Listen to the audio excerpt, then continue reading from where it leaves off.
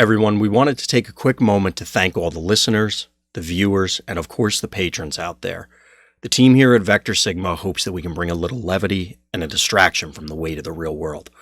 Time is always precious, but that has become even more obvious now.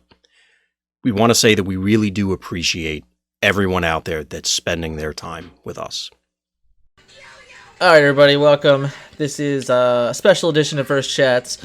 We got not one, not two, but three of us today. We got Scott Landis, Vince. They can't see you yet because I'm cheating. Haha. I guess we'll just do it. We'll have a little unveil. All right, here we go. We got some pictures. We have. Yes, that's right. We have Scott Landis live and in color. It's pretty random. It's crazy, but we're gonna deal with it because we're gonna print them on the big screen. What's up, Scott? Not much. How you doing? Hey, Vin. Hi. Don't mind me. I'm trying to transform my Combiner Wars block. Oh, the nose monster. Now that you're not even hosting, you can play with toys more often. Oh, exactly. I don't have to manage all the other stuff, so don't mind me if I'm not looking directly at the camera. What's up, guys? All right, so we got everybody here today. We're gonna be talking some Wave 4 metagame send-off. I kind of wanted to do this. I'm probably the only one that wanted to do this. I don't know if you guys really wanted to or not, but You dragged us kicking and screaming. Is it? Yeah, like, there's a couple reasons. Like, one, we're all stuck in quarantine. We needed to talk about something, right? I mean, come on. Yeah. Hopefully we can provide some entertainment for everybody for the evening. Two, I just felt like it deserved a proper send-off because it's not going to get a proper playoff, you know, I guess. Yeah, that's fair. Because let's be honest, other than maybe me and Vin for some reason playing Wave 4 meta decks, which isn't going to happen. P.S. Don't mind the babies that walk in and out. It's going to happen. There's some floating monkeys too. Yeah, I just wanted to talk about it and, you know, really go kind of like a bit of a deep dive into it, how we felt about it, how we felt it changed throughout the season. You know, really we had two major events, not much since Orlando, but there was a couple little things that popped up that had, you know, 10 to 15 people in it. So, you know, stuff like that. And then after that, we'll go into the specific battle cards and characters that we thought stood out and we thought maybe flopped. Cool. All right. Yep. So why don't we rewind a bit? We'll go back to the meta for Wave 4 and kind of what it looked like at EI and maybe what it transformed into. Why do you want to start there, Dan?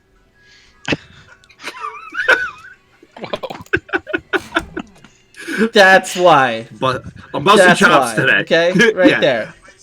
Can anybody see that in the background? That's right. All right. Ninth. Yeah. I was like, I don't know what he's like. Is it the ring? I don't know what he's doing. All right. So leading up to EI, we had a couple big predictions. Some of them came right, some of them came wrong. But in the end, we just talked about this, me and Stefan, on, you know, what the top 8 looked like. And it was pretty diverse in the end of the day. I mean, there was 5 control decks, 3 aggro decks. He just loves showing off his toys.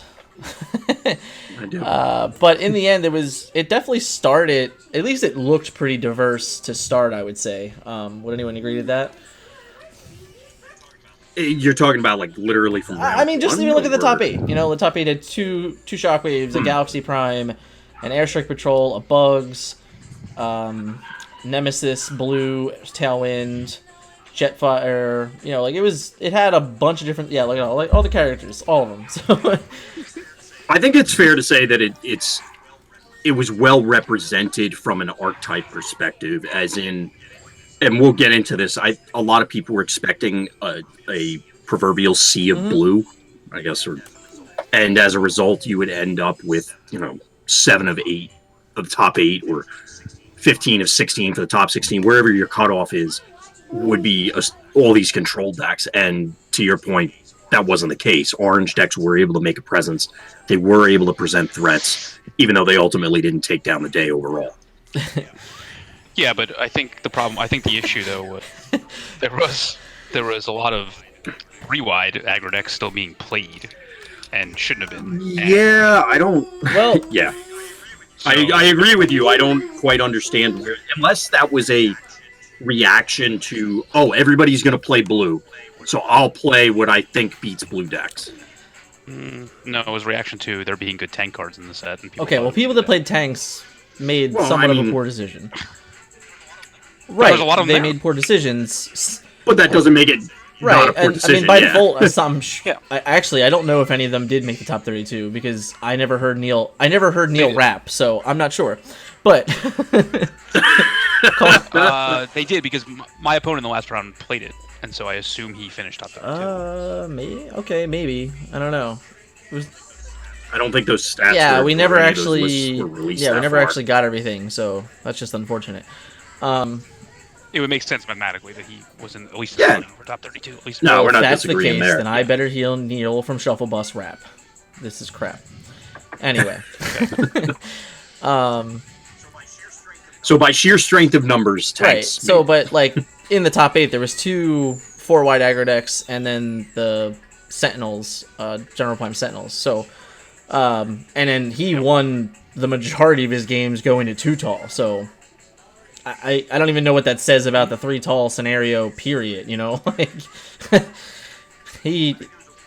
I think it was a weird convergence of a number of factors that made that reasonable. Plus, I'm confident that he caught a ton of people off guard over the course of the day. Yeah, you probably doing did. that. And just like you go games 2 or 3, you sit down across from that and go, Sure. "What are you doing?" And then it just put people off. Yeah, it's you know what I possible. mean? No, I mean we still thought Shockwave was going to be the number 1 represented There was deck. 2. It There was 2 in the number top 8. 1 Yeah. deck. And Yeah. there was plenty of them around. Like whether they were overwhelming advantage They're still variants there. or normal, it was. Yeah, I mean, I think it probably was the most played deck Mm-hmm. on the day, and that specific 3-wide aggro deck was good against it because all the characters could hit hard, and then whether you choose to go to 2 tall or not, you still had an advantage in either situation. Right. So Right. Makes See sense. the reflection off these glasses. I'll take them off because it's annoying me. Yeah, I mean, hi. So, as a whole, though, it was definitely, like I said, it was very well represented by that standpoint, and it was definitely not, I don't even think the top 16 was probably at minimum 60-40. I know there was other Bugs decks. There was an Orange Cars deck. There was definitely other decks in the top 16 that were Orange decks. So that prediction of like blue is gonna ruin everything, no, it wasn't. It didn't. Oh. Well, I mean, yes and no. Yes, it did not overwhelm everything, but I think even looking back on it, like Scott said, we expected Shockwave to show up in droves. It did. There were a ton of other blue decks. I don't know what the ratio was because, like we said, we don't have the numbers, but I think looking back on it, it still feels like blue was a good call. Like it did feel like it was, I guess, the stronger half, if that makes sense. I don't know if that really even matters, but it felt like it was it had the upper hand overall, even though there was or were successful orange decks. I don't know if that statement really means anything, but I don't think we were. If you went in saying that blue was going to be prevalent and important, and maybe the blue decks were quote unquote better, I don't think that was necessarily wrong, even seeing the results. Yeah, so like for me, I just felt going in, no matter what we did when it came to orange decks, we were failing. I wasn't very confident in any of the orange decks that we had going in, and none of them could beat Jetfire, like literally 0, which is why we were so on Jetfire, because we're like, we can't seem to figure this out. Right. This is the way we're gonna go. This is what we believe in. So it felt really tough from the get-go, and maybe that's the difference, is that for this one, it was like, unlike most games, I would assume, where like the aggro deck's kind of the easy one to figure out, I don't know if aggro was that easy to figure out for this meta. I mean, I guess. In retrospect, it seems obvious, but it always does. I mean, looking back at the orange builds that performed well, it's like, oh yeah, duh. Those guys can do things. But yeah, in the moment. I know for a while we were looking at, for example, Airstrike Patrol, but then it was quickly discarded because of, like you said, the Jetfire stuff, and then it just was like chasing the carrot and then moving a little bit, at least for me, mentally. Yeah, I don't know. It was interesting, but EI came and went. That's we got a little bit of a break, I guess, because of the holidays. But we went right back into Orlando, and we had a few local events for us even that were anywhere between 10. I think the one was 19, so between 10 and 19 players or something like that. So like we still had fairly large turnout events before Orlando. And I know we were all mostly playing different things just to kind of like try them out for Orlando and get some more information and stuff like that. But how did you guys like feel about that time, about the meta growing from EI towards Orlando? You want to take that one first, Scott, or you want me to? I mean, I think the best decks from EI were just the ones that were played. I just think the heavier control decks were just playing against each other mostly, and the meta was basically, I don't know what, like 4 main decks. Yeah, it sounds about right. About 4 main decks going into Orlando, in my opinion. 3 control decks and 1 aggro deck. Different versions. It was like different versions of the one aggro deck. Yeah. Right. I mean, that's typically what. And Scott, you and Dan can probably corroborate this for other games. That's what it breaks down to. As much as everybody would love or seems to want these metagames where it's 50 decks, ultimately it boils down to just 3 to 5 primary archetypes, and then with slight variations in between. I think it's that way in these character-based games, or even like WoW with like hero-based games, where like you have to start, like you're restricted into what you can actually do based on starting cards in some way, shape, or form, or like deck restrictions like in WoW and things like that. So I think it definitely does more in there than it does in like a really open concept like Magic. But in any game like this, like Destiny was like that, WoW was like that, like I would agree. If there's going to be more than one major event in the same meta, yeah, I would agree. Yeah, I mean, that's kind of an aside from the entire Wave 4 idea. I think the only one I didn't hear you say is, of course, the Spectre of Combo was still out there, especially post-EI. Oh, I figured we'd get to that. Oh, on the I basis of the set, in my opinion. I didn't know well, I don't think we missed on that one. No, I mean, it missed, period. Oh, you mean misses it?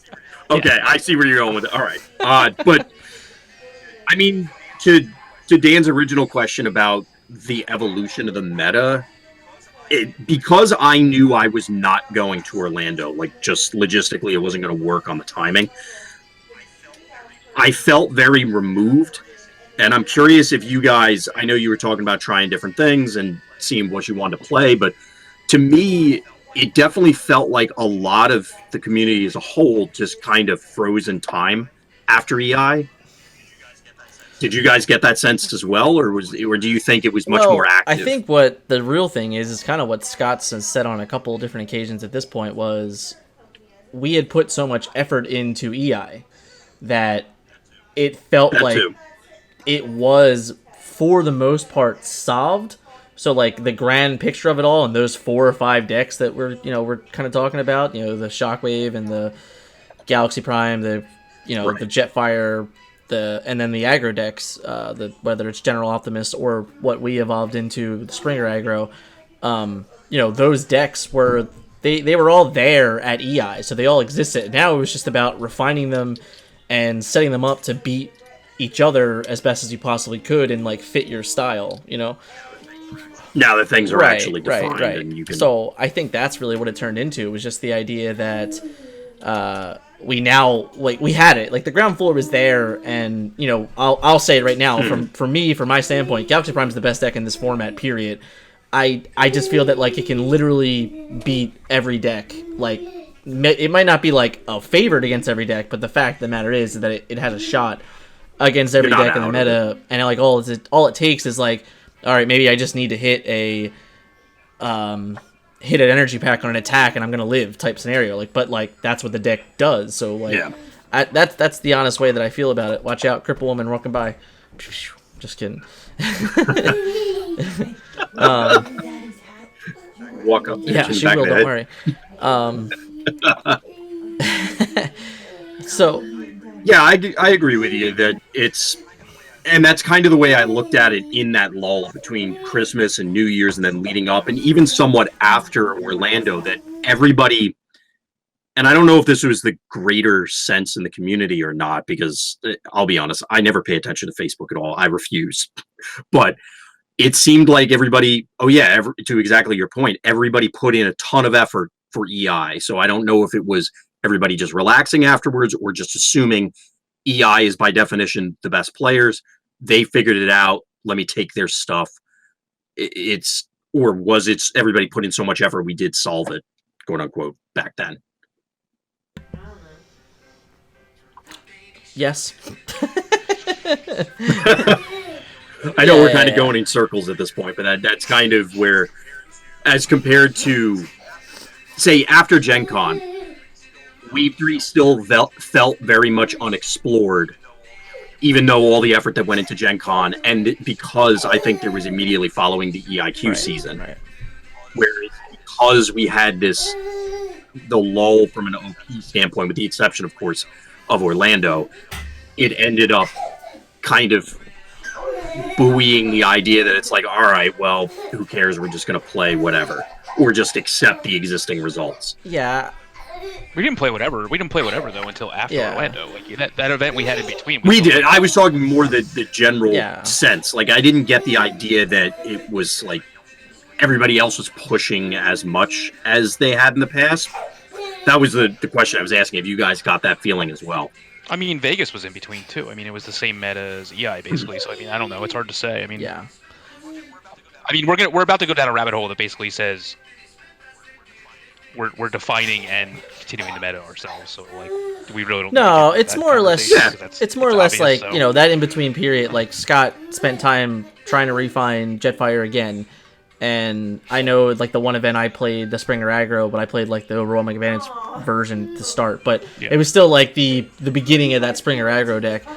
So we were still very much working towards decks that we felt could be viable at Orlando. And then once we get into Orlando, I mean, you look at Orlando, and it was almost just kind of basically a exact mirror of the of EI. The difference was that, like, Stefan played a different character and played some range cards in his Galaxy Prime deck, and now there was this new Pierce deck. But other than that, it was more of the same. And then the big thing was that since Orlando was beginning of January, then there just hasn't been anything to play for, and now there's less to play for. Yeah, that's another discussion that we could probably, again, go down a rabbit hole on. The main changes are the changes to the decks themselves, with like the thrust type stuff and like evolving to beat certain things, and the specter of the combo deck existing, in my opinion. Like, that's the only differences, because I mean, like, the combo deck at the end of the day still wasn't heavily represented at EI. Like, a handful of them, and then I know you played it at that event, and then it was played a couple times in Orlando, but not heavily, and wasn't piloted to the best of the ability either. Like, didn't have the showing that it probably could have had in certain matchups. So, like, I think a lot of that evolved to take care of a lot of that situation. It wasn't just control on control; it was also control on combo, is where a lot of it started from. So, in the macro sense, I think the meta as a whole was sort of balanced. Would you guys agree with that? I mean, ignoring I'm looking at it from the perspective of not necessarily the interactions of the specific decks. So, like, yeah, if you went up against combo and you were deck A, you got rolled, or you rolled based on certain other factors. And that would probably be true if we go into specific other matchups. But do you think, compared to other ones, that we had equal and reasonable representation from each of the primary archetypes, I guess? No, because there was an overabundance of control decks. So, I mean, like, there was one aggro deck, two different couple different flavors of it. I mean, I don't know if and this is, I guess, a philosophical sort of question, but like, does the quantity matter? Like, would it have mattered if it would be nice, don't get me wrong, like, if there was other options for aggro. The problem came in with there not being, like, a defined 3 tall aggro deck. Like, that was the issue, is that, like... But that hasn't been the case for a while. That's not necessarily true. I mean, and you saw in Wave 3, like, that's all it was Battlemaster.deck, you know? So it's like, you know, that's what led Gen Con. That was the whole Gen Con meta. So, you know... Well, again, we go back to... The way I look at it is just the quantity of things isn't necessarily it's a factor, but it's not the primary one. So, like, yeah, a lot of people played 3-wide at Gen Con. That doesn't mean that it was necessarily the best idea. And I feel like it hasn't been a good idea for a while. It was a good idea in that meta. I mean, like, it just lost to Insecticons, and now Insecticons doesn't even exist in the meta. It's evolved since then, but I think going back then, like, I don't know why more people didn't play bugs. I mean, obviously Blaster was a thing, a surprise thing, but the wider decks or things that could accomplish that should prey on those. I don't know. Again, it's hindsight, so it's easy for me to say, well, why did anybody do A when clearly B is the better option? But I feel like it's the same sort of thing here, or I don't quite know how we ended up talking about that other than Gen Con. That's what it was. So I was saying that 3-wide felt like it hasn't been a good idea in a while. And I agree, in Wave 4, it definitely wasn't. I don't think I was excited about it in Wave 3 either. But I think in Wave 3 it had options, like, because, I mean, first of all, you had press the advantage, but well, yes, there's that. Because there were no true control decks in the Wave 3 meta other than Shockwave. And it was like... And press the advantage existed. Right. And I mean, like... that's part of it, is the world is so different. Yeah, but either way, like, you had a much more balanced meta to me in Siege 1 than you had in Siege 2. Like, in this, you basically had... Really?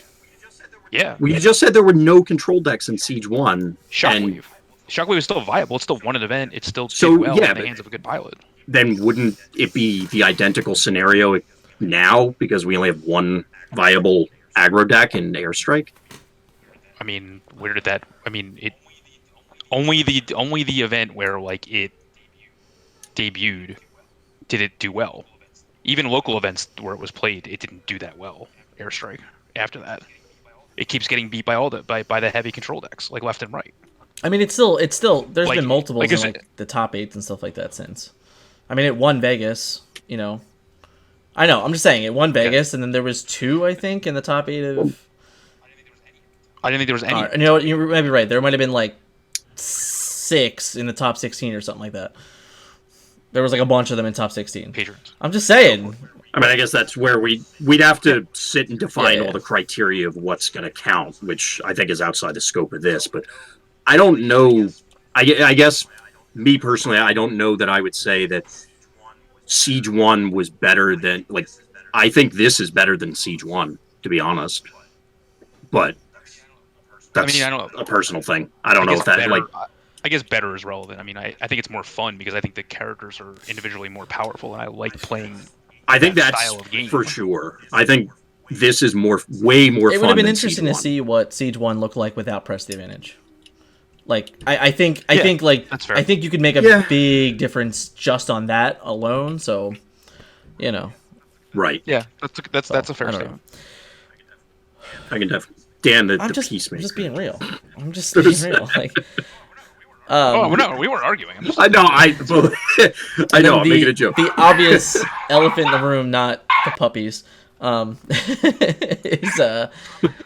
calm down. He doesn't give him that much food. That's not nice. Is combo. Because, like, it's hard to tell, and it's like, especially from the outside looking in, but combo is actually, it hasn't, like, truly succeeded in the meta, but it's actually in the same way warped the meta. Because, like, this is... Which arguably is worse. Right, because, like, this is why you have, like, most decks with 3 hijacks in their sideboard, and this is why you have thrust in your sideboard, and, like, all these things that, like, it created this other type of meta to where all of a sudden now like our Galactic Prime mirrors are turned into Galactic Prime thrust mirrors. So it's just like it's a very, very weird thing that like happened because of combo. So like it's one of those, like I said, like I don't think enough people played it for it to actually be successful. But in the same sense that just because it existed, it still warped the meta. Yeah, and I think that's mission accomplished for the Wizards team to some extent, because that was kind of the point. And that's why I was getting indignant when Scott said earlier that that it was a miss, because I think we saw it coming to some extent. It's a miss. It's a miss, maybe in a different way. Yeah, I get where he was going with a miss, but we definitely talked about it and said, "Hey, I hope this is bad," but it doesn't look like it. No. And that I agree with you. It's warped things to the point where, and that's why I was trying to clarify my earlier statement about the balance of the meta, as in archetypes versus how the matchups play out. Because if you start examining how the matchups play out between two different decks, and then you start talking about combo, we're talking about some exceptionally unfun games. Like 100% of the games involving combo. Yeah. That's very fair. And it's just, I don't know. I'm still on record as much as I enjoy playing it, that it shouldn't exist, and I'm hoping that they still address it in some way, shape, or form going forward. Depending on how real life interacts with the events upcoming, like assuming that there is Origins, we've had time to explore the set. Wave 5, that is. Let's assume combo still exists, the Daring Escape combo. People should have had an appropriate amount of time, barring that there's something else that breaks it, to address it. From a strictly competitive, okay, I'm sitting down and I'm playing super cutthroat. But I think it's going to be a problem as a whole if even one of those makes top 8 at Origins. That's fair. Yeah. At least in my opinion. Maybe that's completely off base, but I think especially if they stream it and they stream the Daring Escape game, it's going to be miserable. Or maybe it'll be fine and everybody's going to go, "Oh, I love this." Yeah, I don't know. I mean, I've said this now a couple of times. I am firmly hoping that with the Wave 5 release, they have a new ban list. I'm not saying that I don't enjoy playing combo and that I don't like playing combo and I'm a combo player, but in the end, I just don't want to live in the world where I feel forced to be honest. So that's where I'm at with it. It feels bad in a way that, so every major deck, every competitive level deck, you have to respond to. Like, you're boarding cards to help out matchups against Jetfire. You're boarding cards to help out against Airstrike Patrol. It just feels awful when you're boarding cards specifically for that one matchup, and they are so wildly divergent from everything else. I think the real truth is that it's like the problem is you have to do it, because if it's so simple. That's the problem. It's like, as long as you respect it, you can beat it. So like the moment you go, I don't want to respect this, even if it's only 5% of the meta, it's almost like an auto loss of a round just because you didn't respect it. Yeah, and that's to some extent, again, if you take yourself out of it and just look at it in the macro, it's like, okay, well, you're making decisions in every tournament, in every competitive level event to say, I'm willing to address these matchups. I'm going to try and avoid these and just cross my fingers I don't run into them. Or the meta is going to solve it itself, that sort of thing. And then I don't have to worry about these other tier 1.5, 2 decks, whatever. I know some people really hate 1.5 tiers, but like, my point is that you could lose a round to one of those random decks. I think it's just how you lose to this combo deck is the defining factor, compared to, like, if that that black-orange Pierce thing from Orlando if that beats you because it just hits Pierce 9 every turn, Yeah. like, and you didn't board point defense system or whatever, like, it happens. But I think that you're going to be frustrated that you lost, but you will not be nearly as frustrated as I just decided not to board hijack, so I lose. Pretty much. Any last thoughts there, Scott, before we get into the other stuff? Well, yeah, if you want to, throw something in there. I'm on record. I'm on record, and I think Drew agreed that the game is just not prepared for that type of deck to exist. Well, let me ask you this, because there have been this. Okay, I don't want to drag on for combo, but last thing, it's been stated in multiple places by a number of different individuals that have said that the quote unquote maturity level of the player base from a gameplay experience perspective is not there.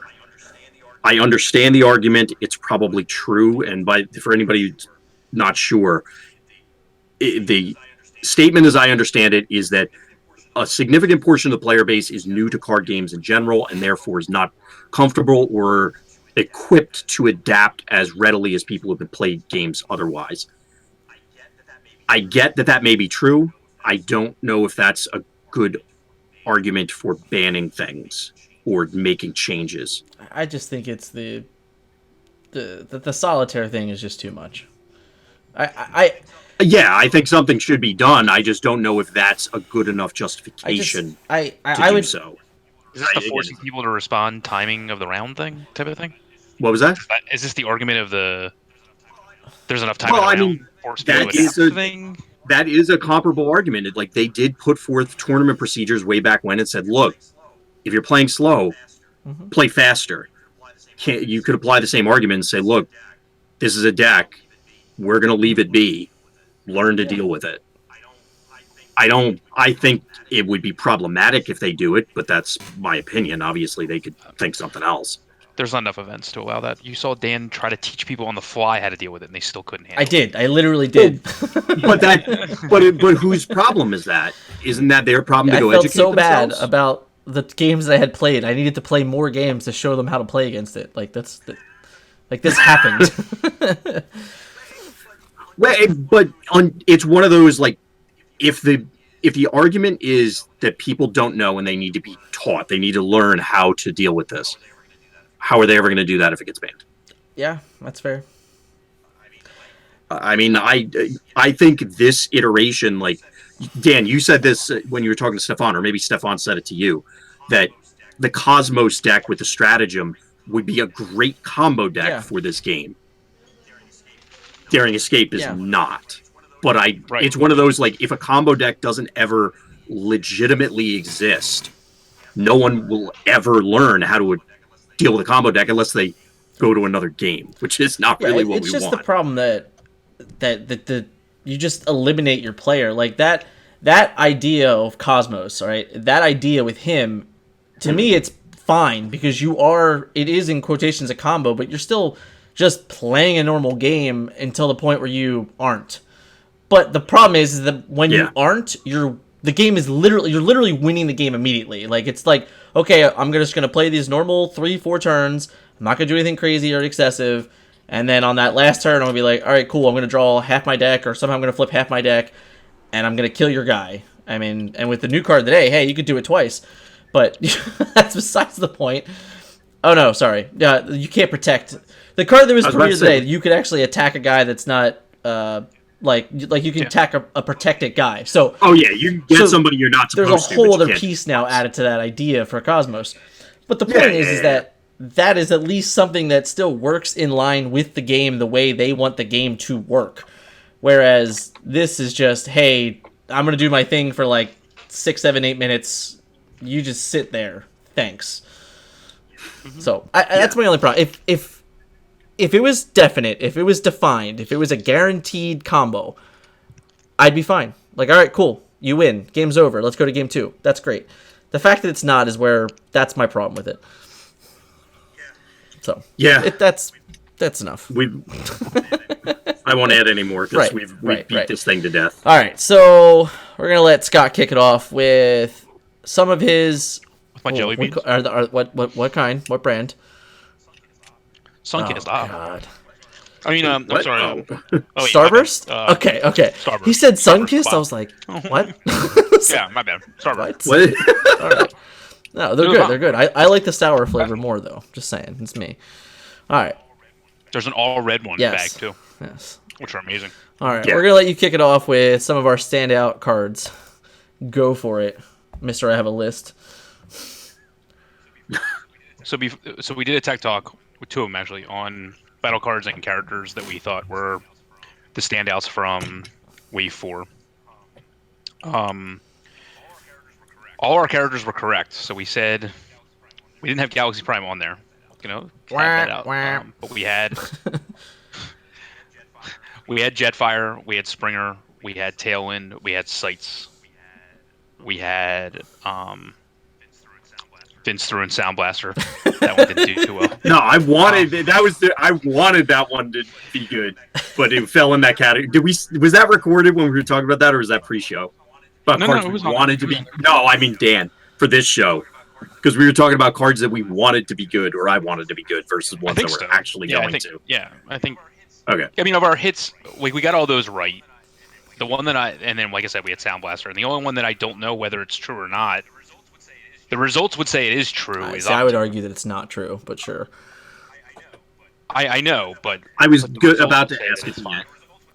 The results would say it's fine, but it's not. I mean, like that. I think that. I'm going to call that one a miss because that did not The- live up to. Like, I really thought Octone was going to get there, but in hindsight, this is another one where To it me, felt the obvious. results would be the exact same if that player just played Galaxy or Jetfire. Yeah. So for me, that's fine. I don't That's care. fair. I think Octone was a Right, that's complete fair. miss. I don't think it has any real legitimate shot in this meta. Like, yeah, I can win games. That's great, but I don't. Oh, it's boring. awful. Awful. Sound Blaster though. It doesn't do anything unfair. No, that's true. It does if you're playing aggro, but I mean it's the same thing. All those other decks are fine there too, Right. so it doesn't really matter. Like It felt very. As I was thinking about it the other day when you pitched the idea to do this show, Dan. It was my mind immediately went to Octone, and I'm like, yeah, that's the obvious miss.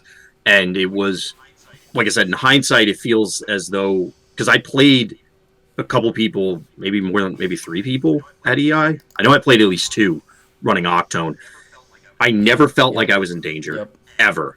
And on the other side of the table, it very much felt like decks that I had run in the past, if I was the Octone player, in that it did a lot of things.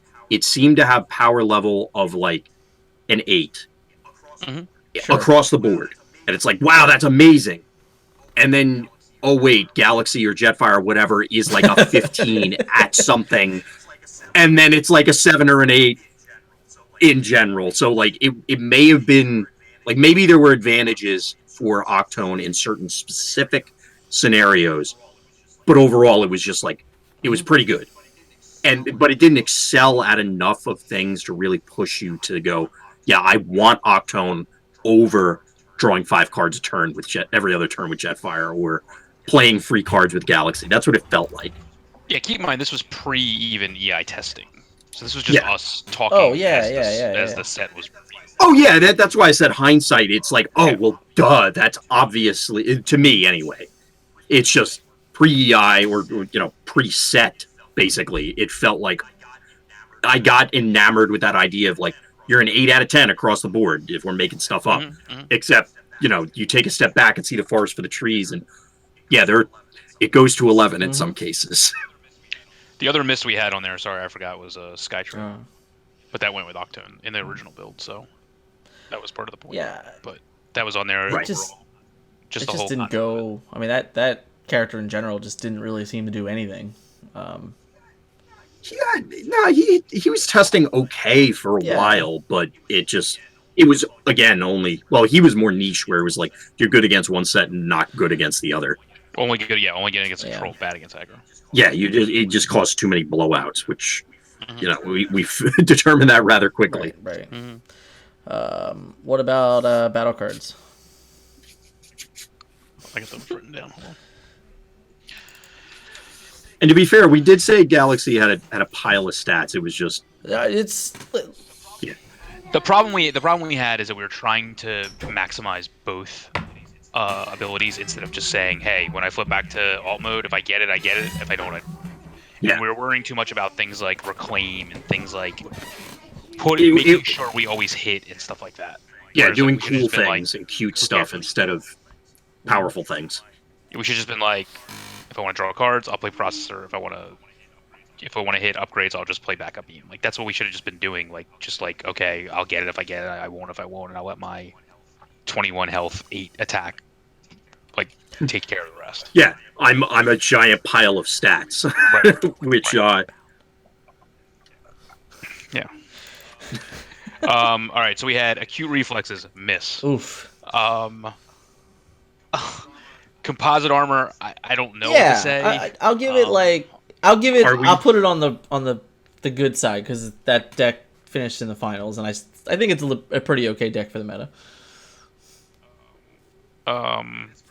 Met its protective field as in Ramhorn, but that deck. Yeah, Blaster just disappeared like into the ether. Yeah. Overrolling advantage, fine with that one. Sabotage armaments, fine with that one. You don't say. Sturdy javelin, fine with that one. Card's awful. Contract contingency and dual wield fall into the same category as the Octone situation, and would no other mercenary sees play. So Yeah. They are what they are, and then but then we had opportune offensive, which I think is the reason that you actually want to play mercenaries more than the other two. I agree. I think especially going forward is going to be the reason as well. I think the cards we don't get. Go ahead. I think the cards we don't have on here are Hidden Fortification and Pocket Processor. I know we talked about them a lot. Like, obviously, we were super excited about Hidden Fortifications when it first came out. Part of it is when we do those recap shows, it's tough to be like, all right, was there a good card at the beginning of the season that we saw? And now we're just overexcited about whatever the latest toy is. Like, but you're so far deep at that point. Yeah, there is. We might have just cut it. I don't listen to the episode. We might have put them together and just talked about it. It's not like the two of them together also. So I think some of those, so like the mercenary cards, or even some of the other ones that the composite armor, that was the one that was escaping me for a moment. Leading into Wave 5, and a lot of them, we were excited about them. Obviously, they didn't generate an archetype of themselves, or I mean, they kind of did, but it didn't overwhelm everything. It's just they are going to be key components. So I think I stand by our assessment of, say, composite armor. Like, look, if there's a tanks deck, it's going to run it. mm-hmm. Yeah, You know what I mean? Like, I don't. It's a miss, yes, but I think within the general context, we were trying to talk about what were the exciting things from the set, not necessarily. I mean, there's always the idea of what's going to immediately make a splash, but I think if I'm remembering correctly, and whoever listened to the episode last will probably correct us, it was couched in the idea of like, if this exists, you're clearly running it, as opposed to we're going to have a tank stack at tier 1. Yeah, that's fair. I think the only other cards I would add to that list would be Reprocess and War of Attrition. Both of those cards were outstanding. I mean, Reprocess is like, that card's unreal, but even War of Attrition. I feel like we said War of Attrition was not gonna, like, that was probably a miss. But I don't think. I mean, it was all over the meta. So Well, yeah, that's my point. Is I don't remember if we said that we thought it was going to do something or not. We thought it was bad. So that card Well, that's why I wanted to turned call out it pretty out. good. Own up to the mistake. Yeah. I'll admit I did not anticipate, because I'm like, it's indirect damage. Yeah, it's green, but how are you ever going to collect them all? Blah blah blah. All the usual arguments against it. And it Turned out it's pretty easy to do. It works. Yeah, How funny. about that? And funny thing. I wanted to just like, we kind of touched on it already, but like mercenaries, what are they missing? Like, why didn't they feel, why couldn't they just be better? Like, I just, to me, it's like they had all the tools. It's just not good enough. The bounty ability is cost into their cost, and it literally can only happen a certain number of times per game. So Like, I feel like Bounty is the precursor to Stratagem, where like you're starting in play with a card. Like you're starting in play with Makes sense. Like you're starting in play with a Plasma Burst for Octo. You're starting in play with an Opportune Repair on Detritus. Like you're starting in play with whatever weirdness Nightbird has, like things like that. But there's a very small window where that can actually happen, and if your opponent's not playing like a wide aggro deck, half the time it doesn't even matter. How the hell are you going to do it? I mean, I'm sure you'll do it against Galaxy Prime, but like, how are you actually going to do it? Well, you take out the little characters, but what does it matter? Like, if you that's my does the point. Plasma Burst from Octo matter? No, that's been shown. Like, does the heal from Detritus matter? Maybe. It would have been blocked. Like, it's not right. I'm just saying, block. Yeah, Detritus well, that's might have been kind of what I want to thing. get. What I wanted to touch on a little bit is like, obviously we didn't have a block tournament. Yeah. We didn't even finish our block stuff because it's not probably ever going to happen. But the point is that if you eliminate waves 1 and 2, these cards actually get a lot better. So like it just shows that like, well, major good it's cards. just a matter of like they have the correct power level for Siege 4, you know? Yeah. It just that whole thing just didn't match up against some of the other things we already had. And I think that's where it fell short. I'll be honest, I was stunned. I mean, some of it, this is another digression, so we don't have to go too far into it or into it at all. When we interviewed the WotC team, Drew specifically at EI, they had indicated what they gave us a general idea of what this year would look OP-wise. Schedule, I'm talking about. So A, surprised that we didn't have things sooner, but B, that there wasn't any integration for block in general, like just on the block topic. That yes, these sets were designed for limited. Maybe the block only being 2 sets makes it weird, as we were discovering and testing. Hence the Blaster versus Soundwave inclusion. But it's weird that to me, and we're going to be getting this going forward in the new sets, that we're getting Wave 5, and then it sounded like he had said before 6 and 7 are going to be similar to Siege 1 and Siege 2, where they're more integrated. Mm-hmm. And if that's the case, I'm hoping that this time next year we're talking about block whatever that is. Not to digress too far, but it like I said, it was a little surprising that wasn't already mapped out.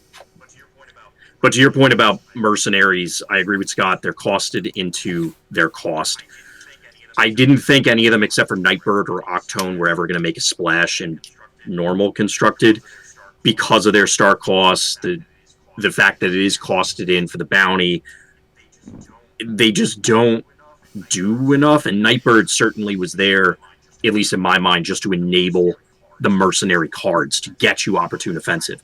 Otherwise, I don't care what she does, and the problem is that seeing Opportune Offensive every once in a blue moon, it only matters as a redundancy thing. So now I have 6 the bigger they are, as opposed to only 3, because I would almost always rather have a different body than Nightbird.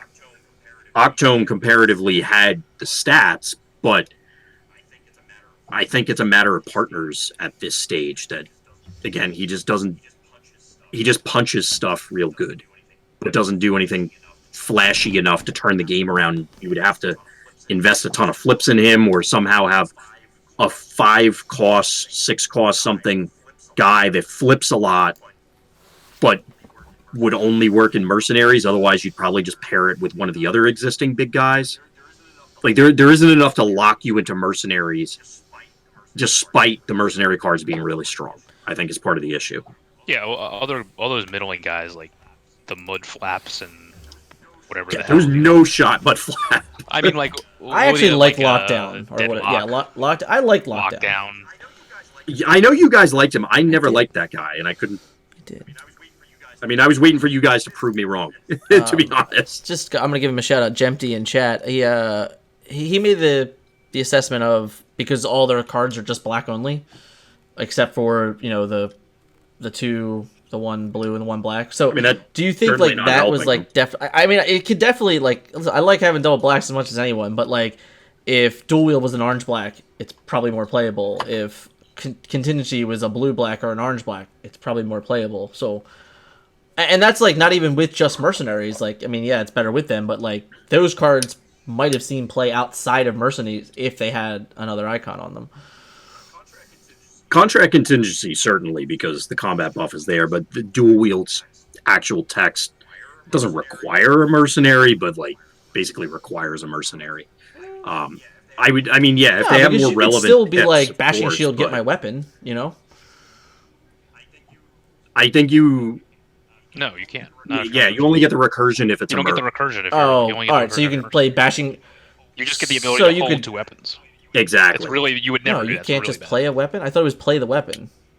No. No. Oh, No. okay. Never mind. Fair enough. Yeah, exactly. So, but if you're a mercenary, you get it back. Okay. I thought you could. I thought you just Right. gave you the weapon and then like gave you the dual wield if you were mercenary. Gotcha. No. Okay. Well it's then. really bad. If if it was that way, yeah, right. I'd agree, and I definitely misread it Sure, that way sure. a few times, especially initially. the It's problem with the double blacks is that none of them are particularly aggro characters. Oh yeah. Like, so none of them have like a bunch of inborn bold like or anything. that you would Octone's actually probably want. the closest aggro one, and he's a 13, so it's like eh. And lockdown, Yeah, I mean, lockdown had the stats too, and he had the ability. If you could get his trigger off early, like you can actually do some stuff with him. But he has no bold, so like the double black doesn't matter. That's the problem. That's the issue. Like I mean, the icons can be worked around with cards, or the characters that would use them, but it wasn't built correctly. Like it didn't flow well correctly. I mean, I do think they will improve in Wave 5 because I think there's multiple cards that dual pipped cards, and to me, Opportune Offensive, like on the surface, remains the best black X card that exists. It's just whether or not you can spend the 7 or more stars to care about it, and I'm not really sure that you can. Like, yeah, I mean, we're not getting any new mercenaries. We knew that since EI, so it's not like we're getting any character help there. So I don't know. Maybe they just kind of hang out for another set and see what happens in Wave 6. I mean, I had said this. I think we were talking about the patrols a while back on one of the tech talks. That it's if you look at the again, to beat a dead horse, take a step back and look at the mechanics from every set. How many battle masters really made a splash? Now there's a lot bunch of them. though. You know, right? I mean, But how many were there? Like percent. So where I'm going with it is like how many mercenaries? Because we have like 5, 6. It's a 7, 8. 9, 10, 11, and 13 costs, so 6. If I told you next set was going to have 6 characters with a specific keyword, how many of those do you think would be competitively viable?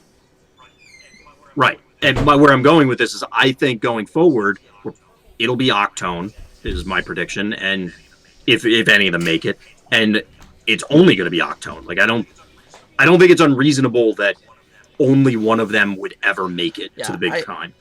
I think they need it. I think they need a 5-drop, like just so you can enable the cards in your deck. Honestly, like so any 5-star like semi-playable stats, I think is going to be enough to open these cards up.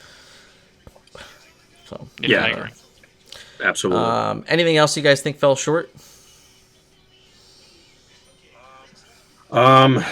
My main one was mercenaries. To be honest, I that's kind of why I wanted to bring it up. I mean, there are other characters I could think of, like talking about composite armor, like Lord Megatron outside of just tanks as just okay, he's another pile of stats character that head-on collision kind of goes hand in hand with because pre-EI. That's another card. Like it felt like that card was going to be good, and then like it's fine. Like it's not like. It's not because it's not even that great in like the decks that are attacking in alt mode because like they're not even playing it anymore, so it's weird.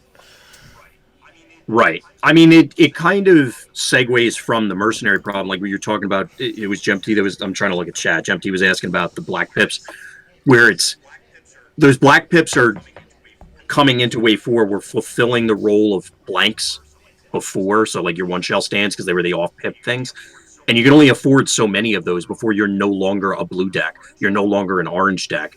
And even though a white leap into battle sounds great, it's effectively, or it could be considered, or I guess the better way to phrase this is there's an upper limit to how many of those you can afford to take up card slots. And in a lot of decks, okay, you're guaranteeing you're running Sturdy Javelin. You're guaranteeing you're running some of these other cards. Do you even have room to run this? Like you're just, it's 10 pounds for a 5-pound bag at a certain point. Yeah. I think the other miss was wedge formation. We didn't have that as being as good as that's fair. Being. I can definitely get behind that. I expected that card to be terrible. I mean, that's like the opposite, right? Like that one turns into just being playable because of the pips, right? Like the card is fine, but like the pips are why it's being played, you know? It's just a better secret. It winds up just being a better secret dealing. So right, but it's a +3 in Tailwind decks. It's the perfect card for OA decks, which, like, you know, they didn't do overwhelmingly well, right? But, you know, see what I did there? So I did there. But gotcha. But that card was, like, you know, a catalyst for that deck. So, you know, I don't know. I'll say this much. What do you think, like the true MVP of the set was? Galaxy Prime, obviously. I'm gonna go Springer, actually. No, I'm just kidding. No, I was saying Galaxy is a joke. Yeah, I'm gonna go Springer. Like I think like the fact that he was able to take two different genres of decks and make them extremely competitive kind of just puts him there, in my opinion. I mean, if we're talking characters, Talon's a good one. I won't take that away from you. Talon's a fine one. I mean, that guy carries a lot of weight on his shoulders for a 5-drop. So does. I mean, because he's in multiple decks. You can just run him with. He was in 3 different decks in the top 8 of EI. You know, so and like 3, pretty much 3 very different decks, realistically. You know, so right. But yeah, I think Talon's a good choice. But I don't know. I think there's plenty of like.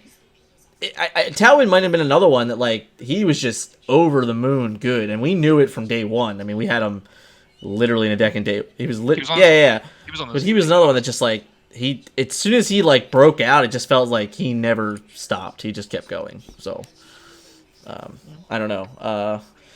What do you guys? That was go. Oh god, sorry.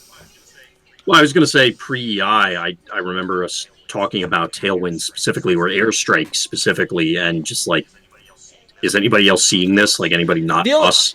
And obviously other people figured it out. It was just because, I mean, I guess it was like one of those, like, no one's talking about this, so it's hard to tell.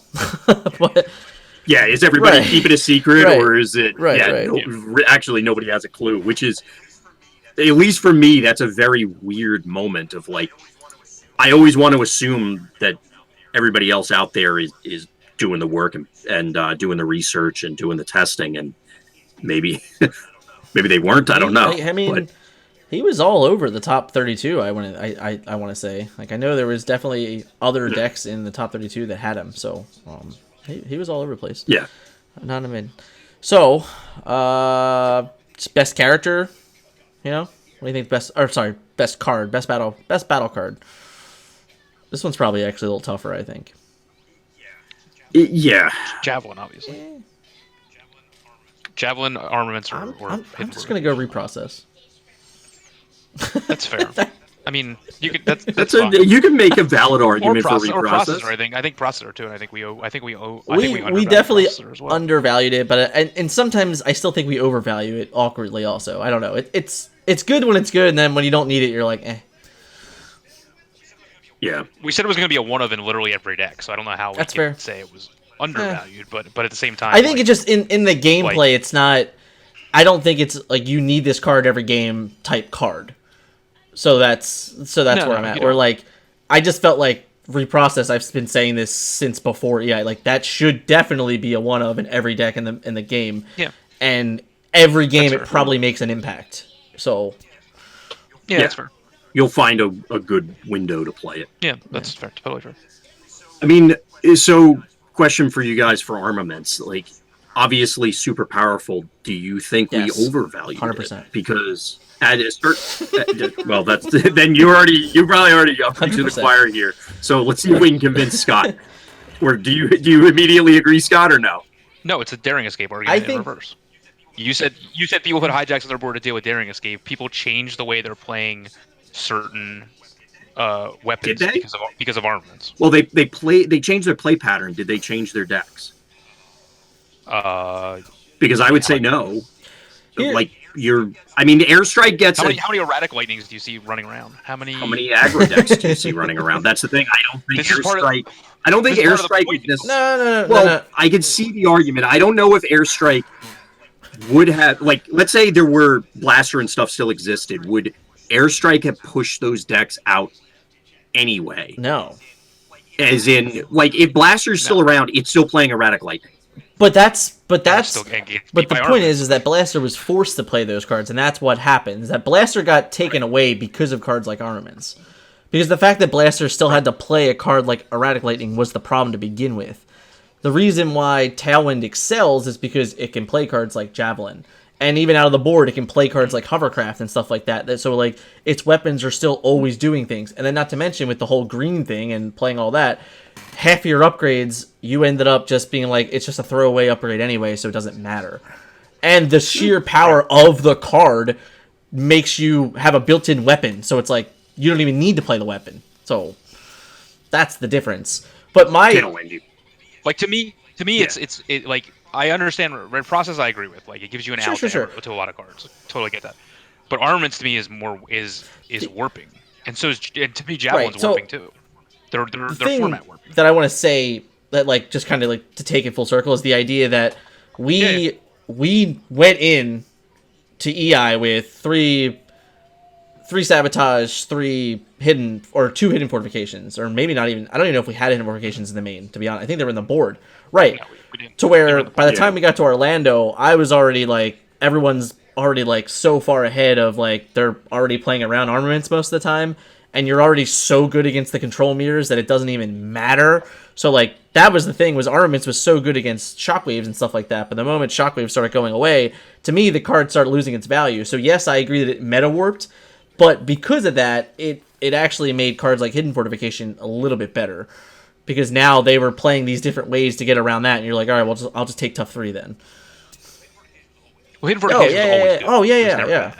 You could get around armaments. You can't get around having tough 3 as long as you're playing a blue deck. Like, you just can't get around that. Sure you can. Like, So- Pierce 15 from that one deck. That's what I'm saying. Somebody found a way to get around it, and there's more ways next set. Oh, to certainly get 100%. around Yeah. it. Yeah, that's a totally Yeah. different discussion. But I mean, to my original point, I can't discount the power level of sabotage armaments. It is incredibly powerful, and I don't think anybody's saying it's bad. I think so like Dan was describing, it was somewhat self-correcting to some extent because people have to respect it. So maybe a better way to phrase my original statement is that a lot of the power is baked in, like we talked about other secret actors, the fact that it exists, so it makes people think about it, which does, by definition, make it warping. Yeah. So, speaking of Wave 5, we're gonna go right into that. well, cards that. yeah. So to kind of close this out a little bit before I take it to the audience, what characters or what decks even do you guys think are gonna try and fit its way into this new meta? Tanks. And I'm only half joking. Take it? Because of the new Sky Shadow. Oh, okay, the Sky okay, Shadow tank. Like, never mind. He's the tough one. Shit, I always think he's the bold one. I take it back. Because I was thinking aggro tanks, you get then a 7-drop to pair with Megatron and Demolisher. You can do your usual aggro tank thing to hunker down into composite armors and blah, blah, blah. But he's the tough guy. Never mind. I think the plane's the bold guy, right? Mm-hmm. Okay. Then I take that back. Somebody else go. I mean, there's bludgeon Right. too. If you want to go with tanks, let's go with that guy. Yeah, but a bludgeon deck is. I don't think a bludgeon deck is a tank deck, but I was avoiding that one because I don't know if that's. Can be with Impactor and there are a lot of things that could be a lot of things. That doesn't mean it should be. I don't think it's bad. Oh, God. Well, I mean, I think the big characters are still going to be good. Right. And I think they get better partners. The 5-drops are infinitely better in this set than they were in the past. Yeah. with both Brawn, Night Yep, Tracer. It almost feels like you could, Those are the two I can think of. like, yeah, you're easily replacing Skydive at this point. That's for sure. Like, he's just gone. Yeah. He was very much a Yeah, placeholder. 100%. So he's definitely gone. Just for Galaxy, and then even for Jetfire. Like, I could see Jetfire maybe changing it up a bit as well. So, Yeah, the problem is there's no you're four still drops. kind of stuck with just So, like, you're still running that guy regardless. The plane yeah, guy, it's whatever the highest health whatever. 4-star Visper. is going to be. Or Stormcloud, which I always mix those up. No, Night Flight, yeah. Night Flight. You're always running Oh, him you- regardless. That guy, yeah. Your 4-drop's always just going Right, to be stats. it's just going to be who has the highest anyway, health. getting no buff. Yeah. But the 5-drops Mm-hmm. are way better in this set with those two. And even the idea of Night Tracer with Jetfire, like, you just play him at 5, and you don't have to flip it. It's just, it is what it is, you know? So, I could see that work. Yeah. Or Yeah, Brawn yeah, is the same way. exactly. You don't have to flip to the defend better Yeah. mode. You Yeah, you just just, always just pierce. do this stuff, so yeah. Exactly. And I mean, I think like the Tailwind aggro deck will still be pretty good to start the meta. You know, to me it'll be interesting because, you know, the Titan Masters they're gonna like drastically change the way we do combat and stuff like that. So it will be interesting to Right. see like how the aggro decks adapt to that idea, because like you have to attack your characters now, and then all of a sudden there's just this other dude out there. So you're like, oh, like what just happened? In a weird like Metroplex type of way. So I'll be very interested to see how they adapt. I was like, maybe now they have to go to 5 wide, so you get away from your Stringers and your General Optimists and stuff like that. So like maybe that's like the way they have to adapt, or maybe they just take their own Titan Master and that's the way they adapt. You know, so I don't know, but all in all, I don't think Tailwind's going anywhere. No. And then there are two Titan Masters that can fit into that archetype, so that's fair. Yeah. You could be 6 Yeah, wide, yeah. in the end. Yeah, I mean that's fair. I don't know that. Do you think anything so far, any big cards from this set that were on the cusp, we'll see more play now that you've seen a bunch of this set? Because I don't know. I mean, So are you saying like No. is Octone now like that? Yeah. Not Octone specifically, but that. I guess the sort idea of is like, thing. is the Octone Yeah, or the yeah. Megatron, you know, those characters that were hyped, like, Right. did they get better? I don't think Octone got any better, realistically, at least not to me. I haven't seen much that makes me super enthused about Right. Octone. Sound yet, Blaster, I think specifically, Sound but- Blaster got some tools, so like I yeah. think you could Yep. definitely see Sound Blaster at least get an uptick. You know, all these new black cards are all pretty good. Some of these new black weapons are pretty good, so like I could definitely there are a couple that quite clearly are like he got this yeah, was like he Sound definitely Blaster. got tools. So like I could definitely see him, you know, doing something at least like, you know. And I said this when we first started testing for EI. I actually really liked the Sound Blaster deck. I liked everything about it. That it just wasn't good enough in the end. But getting more tools, I think it'll definitely make it better. Yeah, I mean, it's going to get better. It still remains to be seen if it does enough. And I think I was going to say there's a lot of decks that probably fall into that category. But to be honest, I'm struggling, at least at this point, to think of other stuff outside of Octone, because that one just, you know, it constantly sticks in the back of my head. I don't know that there were a whole lot of other things in my spreadsheet. Like, did Omega Supreme suddenly become a thing? gets another Yeah, star it's a new card. star card now. 4 star cards now. Ooh, yeah, you could play the heroic spotlight thing. Sure. Well, you now have Oh, four. you double have like a blues. billion Like, double you get- blues. Got it. Yeah. Like, Yes, got it. exactly. I mean, that's an advantage, but my Yeah. point is it's Omega Supreme did. Or double orange. Yeah, Got is it. overwhelming advantage now. Like, did that get enough? It definitely tools? got more variety of Could be pips a- that are playable cards. And it Absolutely, got more but sifting, it- you know, with the scouting missions and crap like that. It definitely got more tools, so maybe. And even like the damaging abilities, like they had orange black. What was that card called? That deals 1 What, the one Yeah, that yeah, yeah. strafing Like, runs everything? That card's actually like really good for overwhelming because like a lot of characters have slightly more than 15 health, so it's like with cards like that around, hitting them for 2 out of combat type thing, like it adds Just ping up. them So down. I think that card's pretty good for that deck also. So you could maybe see it. I don't know. It's tough. It's tough to say because we still live in a world with sabotage armaments and reprocess and all these other things that just constantly answer upgrades. So like it's still about the setup.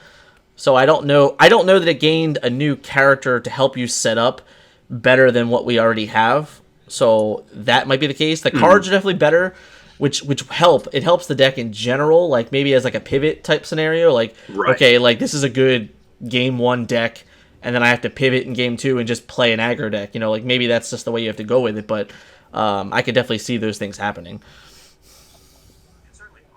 It's certainly possible. I mean, more jokes. Triptychon certainly gets better.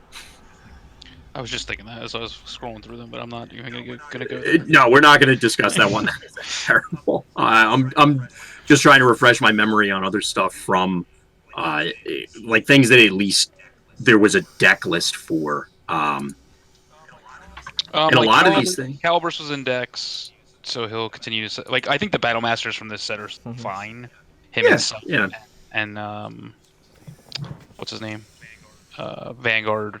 A little play here and there. I think Detritus gets better. But that's my thing is like a lot of cards are. I mean, we're getting more cards.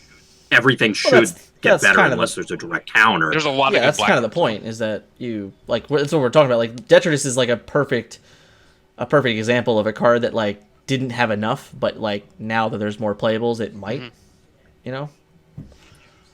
He needs a very unique set though, and I haven't seen. I mean, there's certainly new things like magnetic dysfunction ray, the Yeah. AOE one, the new plasma burst. That's a black pip. So those are things that you could multi-play in a turn and get benefits out of. But like, okay, we got a bunch of black pip weapons. Okay, who cares? You can still only have one on the guy. So, Well, the problem is like if you look at Detritus, I just think Bludgeon's better using the exact same cards. well, there's that issue too. But I mean, like, I think you'll have to play it. Like, I'll try it similar to like, well, I mean, he's ranged on both sides, so that helps. But like, Detritus, you mean? Or yeah, and then Bludgeon isn't. So, okay.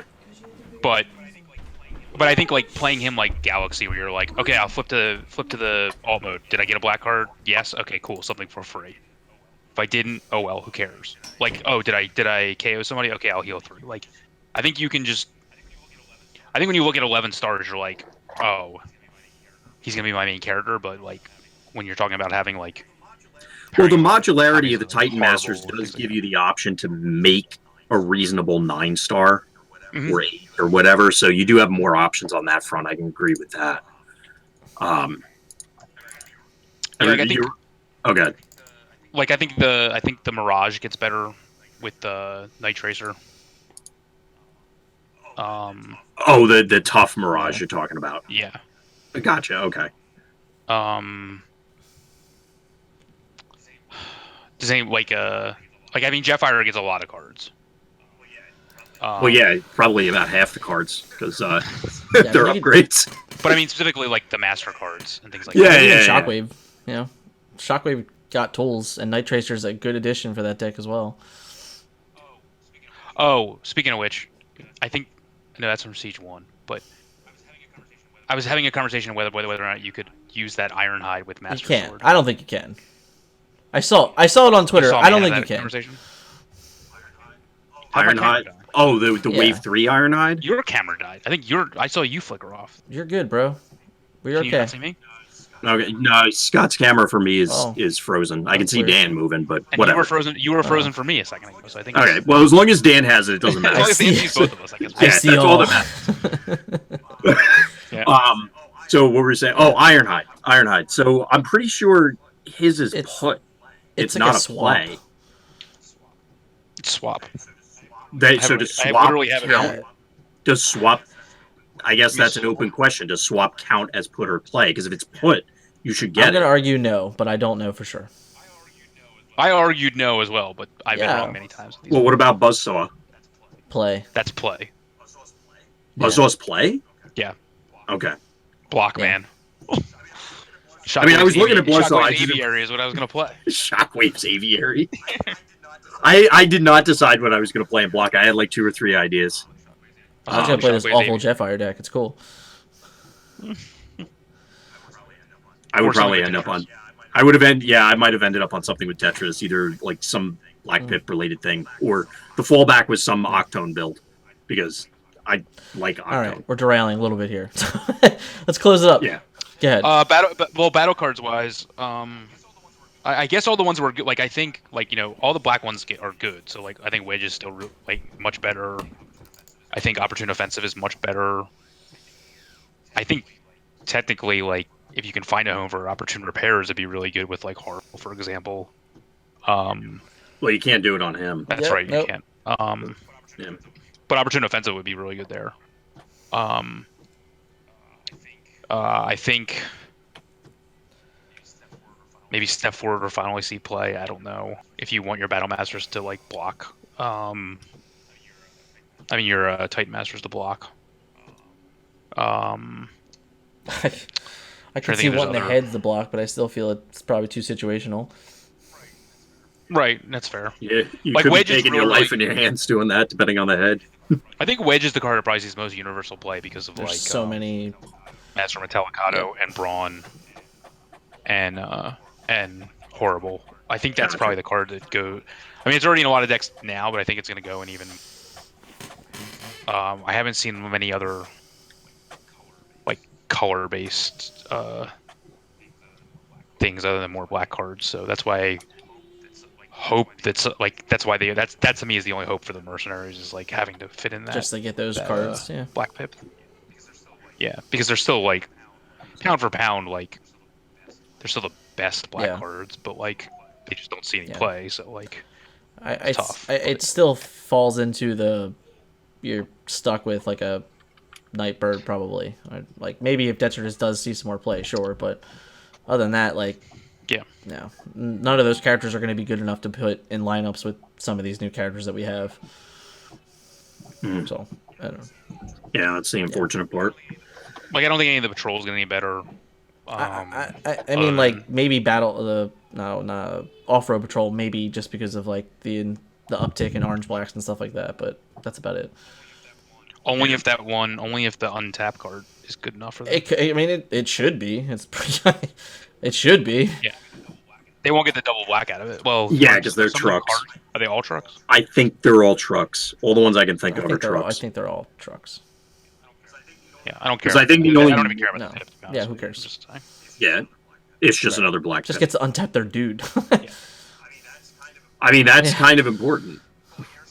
But like airstrike still like can go with Wind Tracer if they want. Like like there's still a lot of options there Yeah. to play them. Yeah. Hmm. A lot of the patrol decks will still facilitate if they want to play those Autobot Decepticon cards, they'll facilitate those stratagems. I don't know about the weaponizers. If that card helps. Because What, like the 6 shots. stratagem? Well, 6 shots saw no play whatsoever. We thought he was going to be decent, but we thought he was going to be decent in a meta that cared about killing Insecticons. Which You didn't also really thought he was going to be materialize, decent so- before they revealed sabotage armaments on the last day. Armaments. Right. Funny story about that reveal sequence. This card's amazing. Oh, never mind. Blah blah. Oh. What about showing off? Do you think anything changes with Oh that? yeah, okay, we outside of forgot about that. combo? That card's gonna go way up. Yeah, but I mean, we're gonna reach a limitation / blank shoot. I don't care. Perceptor's playing that What do you- card. I don't give a shit. But that's a There's a lot of That's gonna types be- play that card.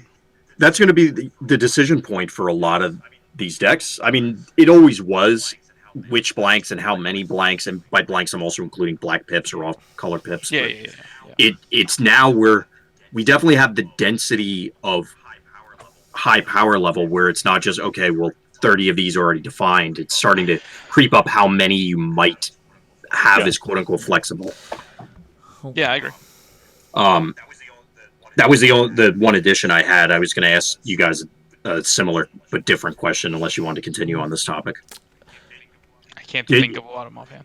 Well, this may spur something then. Like, what about losses from, like, are there any of the major decks you think are taking a major kneecapping, or major cards that are taking a kneecapping, moving from 4 to 5?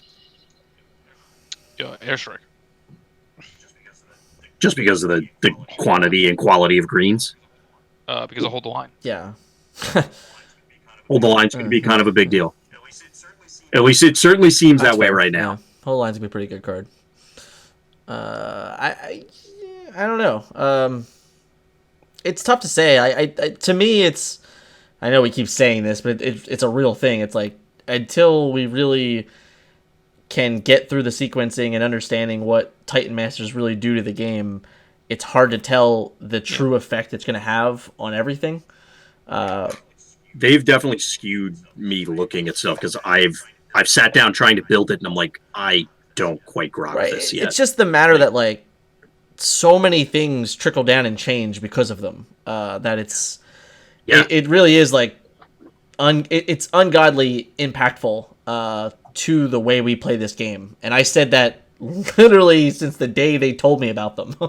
So it's one of those, like, where it's like that mechanic alone is going to change gameplay, that it's so hard to, like, truly predict if X card's going to be good enough or Y card's going to be good enough, because, like, you're going to live in a world where everything that you knew before isn't the same.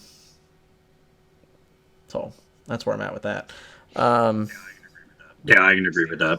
I think stable cover will see more play, because I think Pierce. Yeah, I think stable cover is going to be one of those, like, definite sideboard cards probably at this point. And then not even to mention, like, just the idea of, like, because of counter espionage and stuff like that, you're probably going to end up playing 5, 6, or 7, maybe 7 secret actions. Like, there's like legitimately 5 playable secret actions, and then there's like 2 or 3 that are definite, like, sideboard secret actions. So, like, I could see a world in which, like, that card just gets uptick just because at the end of the day it's still +1 defense. So, you know, at worst it's +1 defense. Yeah, I can support that idea. But I gotta add that to my article. You're welcome. I was looking at the app. Plus, from the crowd, we discussed it a little bit, but if we want to go a little more in depth, do we think 3-wide aggro can legitimately make a return? So if we're defining 3-wide aggro as you starting with 3 guys, whether that is a body or not, then yeah, I could see one of them being a Titan Master where you're quote unquote 4-wide.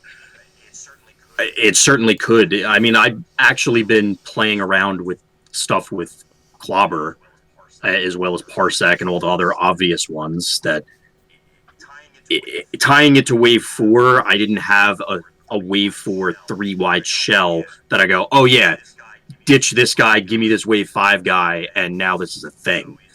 So it's more whole cloth. Did you guys have any ideas that were 3-wide that got supplemented? Right. Well, but I mean, like, was there a 3-wide, like the 6-gun? Is it now, well, jettison 6-gun, give me a 9-cost Titan Master, and okay, here's the new version?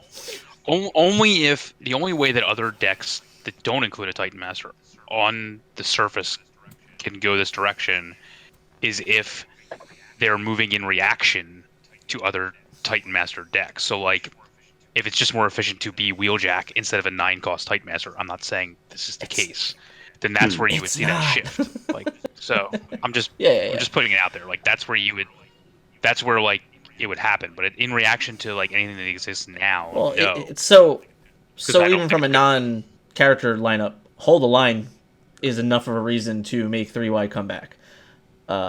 Because, like, now you can survive a hit against the 4th character type scenario, so you're not losing your dude in the wheel. Yeah. Well, you could have survived before, but it would have just been bashing shielded. Yeah, so, like, that's the thing, is, like... But the difference is now is that you have those cards, like Hold the Line, and you have the idea that you can present a 9-star with a 11-star or with a 12-star character now, that you have 2 legitimately good characters, and when one of those characters pops, or maybe even when two of those characters pop, because you could have a 9 and an 11-star Titan type scenario, all of a sudden you're going to have extra dudes. So, like, you have even more time to protect and set up your guys. So, like, yes, it is a, like what Vince said, you're starting as 3 wide, but realistically you're going to be looking more into the 4 or 5 wide scenario before the game ends. And that's the overall impact of Titans, is that, like, that's how much game changing it really can be. So, but I think I don't know, it's tough to say, but like it to me it's like a no-brainer that 3 tall is going to be good again, because we just have so many playable characters just like with like just attached heads to them. Well, it's characters.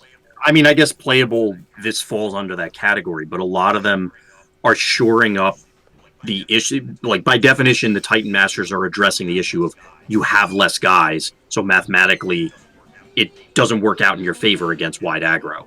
Now you're on. Well, it's not even that. It's like the mixture of star cost, is that we've always had that struggle between like 6 and 10, realistically, where now you have interchangeable characters that you can just fit there and put there, and all of a sudden you're like, oh, okay, I have 2 of these cards that are playable now. Like, you can take the 2 6-star Battle Masters. They're both pretty Titans. They're both pretty damn good. And all of a sudden you're like, oh, I'm gonna make one an 8, one a 9, and I'm gonna have another 7, whatever the hell you want to do. So it's like, when you start looking at that, you have all these powerful characters in that medium range, where like you didn't really have that since probably like Wave 2 with Sentinels. It's been a while since like we've really had that type of, and at the beginning of Wave 3 with the Battlemaster decks and stuff like that, but it's been a while since we've been able to say, oh, I have 2 viable targets that can make a wheel turn, and now you have a character that backs you up that you pop into,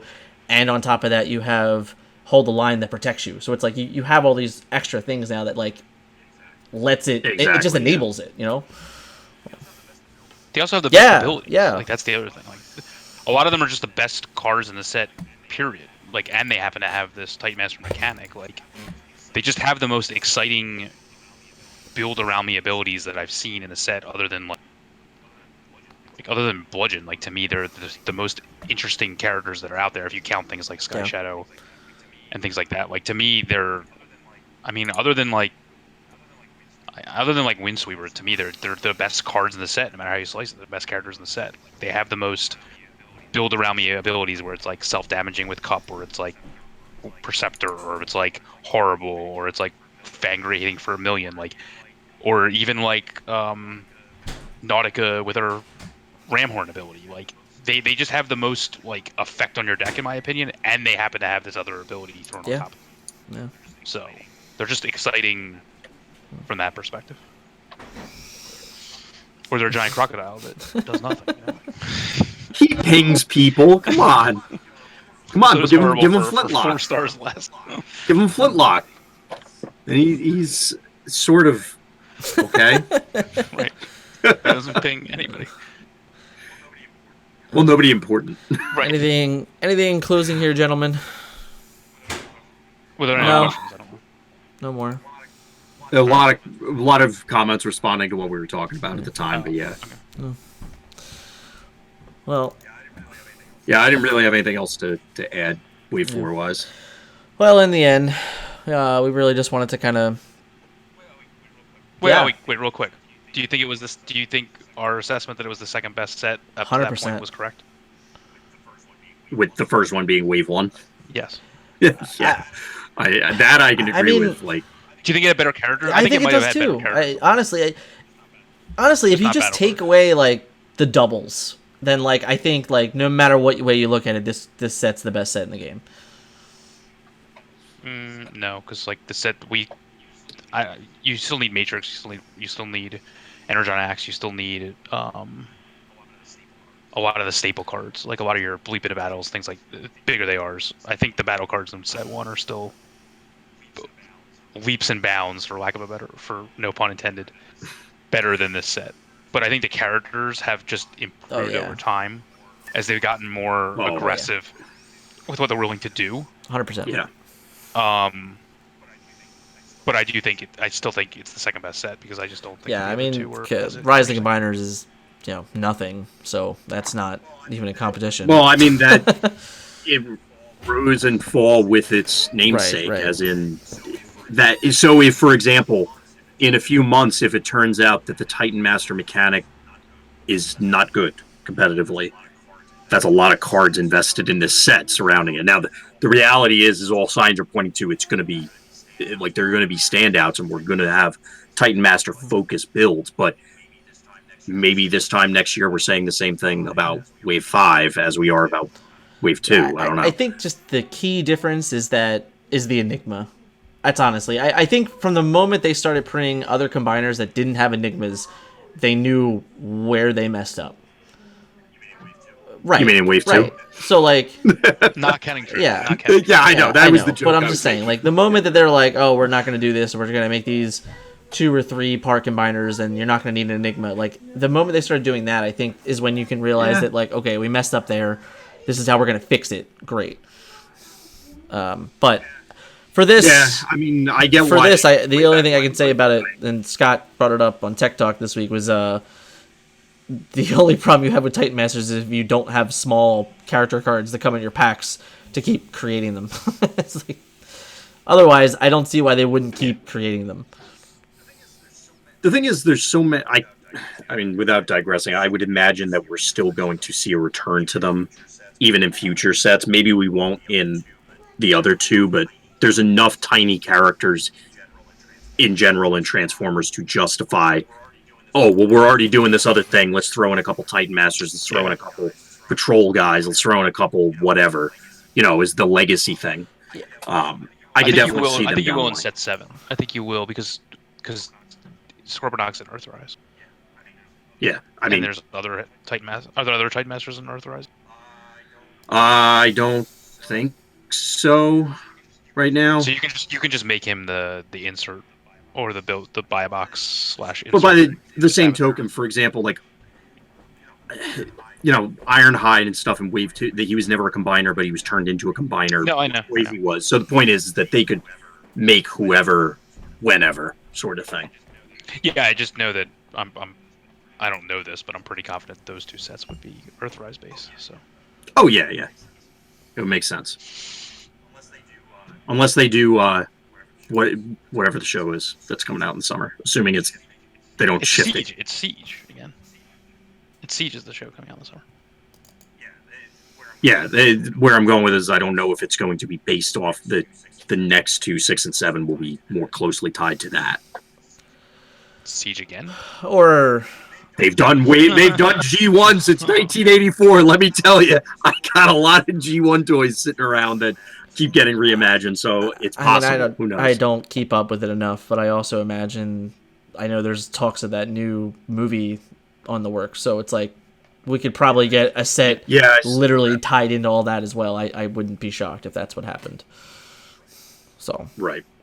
But regardless, the only thing I want to interject is the idea that like Wave 7 would be with all this stuff. Like the only thing I don't think, maybe you guys are right, I don't know, obviously, but the idea that Wave 6 and 7 would be a block again, and then like Wave 8 would be like another random thing. I feel like that would be like another good time where you just go in, and at that point we'll have like so many different types of things that maybe we actually get like a true like callback to things, So I feel like that would be a good setup. My only thing was I know Scorponok is a good character in. Yeah, but he could just be the the insert. Oh yeah, that's true. I still think you're still going to get what you have now. Like wherever we've had a combiner or two every wave since Wave 2, so like I still think like maybe we're not going to get a whole like 4 or 5 Titans, but we might still get like 1 Titan or 2 Titan type things like moving forward. Yeah, assuming we get some small character mechanic, like you said, and then like unless they only print bodies. I mean, I guess you can easily just keep printing heads, right? I mean, you could almost argue if there's a right, and you could yeah, the bodies would always have the option to be there because they're the big. So you could always just do that too. Like they don't even need to print a head realistically when you think about it, because there's already more heads than bodies anyway. So it's like if they just want to make a body, they'll just make a body. Exactly. I don't know. All in all, I think we've done a pretty good job at sending Wait for home. It's not a wait for. We hardly knew ye. We definitely went through everything. Yeah, and again, keep in mind, our opinions of all this are very clouded by the fact that we've been playing with the set and competitively playing with the set since December, the beginning of December, and technically like been playing with it like every day since like November. Right. So, like I know a lot of people, mostly may not have had like as many events, so it may have felt different for them. But we've been inundated with this set since November, so beginning of November. And given like we started out with how much effort was put in at the beginning, it's definitely had a different feel than even other sets previously. Yeah, I agree. Yeah. Well, all in all, thanks for hanging out, everyone. Thanks, Scott and Vince, for doing this. At least it gave us all something to do for a couple hours tonight. Yeah. All right, guys. Well, I do want to just say, everyone stay safe, everyone stay healthy, and we're gonna keep doing. We're probably gonna keep doing some of these. Hopefully, get some other faces on here. Maybe we can get Stefan on here and get Palmer on here and have some different ideas for some of the stuff we want to do moving forward. But yeah, thanks again, guys. See ya. Thanks. Thank you.